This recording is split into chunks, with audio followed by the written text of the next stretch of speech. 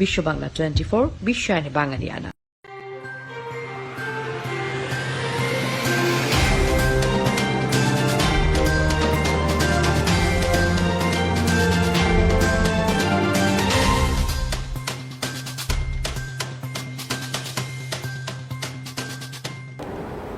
চীনা ছাত্রের ভিসা বাতিল করেছে যুক্তরাষ্ট্র। মে মাসে মার্কিন প্রেসিডেন্ট ডোনাল্ড ট্রাম্প জানিয়েছিলেন চীনা ছাত্রদের ভিসা দেওয়ার ক্ষেত্রে কঠোর হবে আমেরিকা। তবে এই প্রথম সরকারিভাবে জানানো হয় কতজন ছাত্রের ভিসা বাতিল হয়েছে।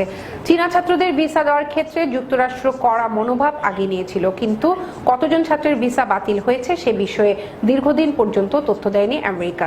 বুধবার প্রথম যুক্তরাষ্ট্র এ বিষয়ে তথ্য প্রকাশ করে। সেখানেই জানা যায় 1000 ছাত্রের ভিসা বাতিল হয়েছে।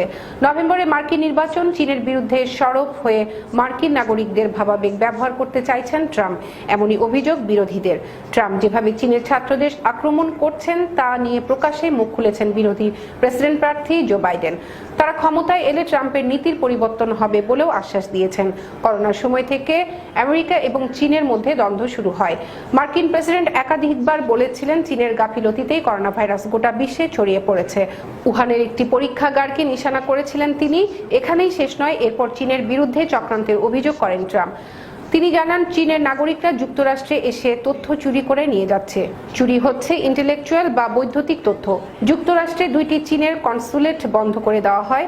বেশ কয়েকজন দূতাবাস কর্মীকে গুপ্তচর বৃত্তির অভিযোগে গ্রেপ্তারও করা।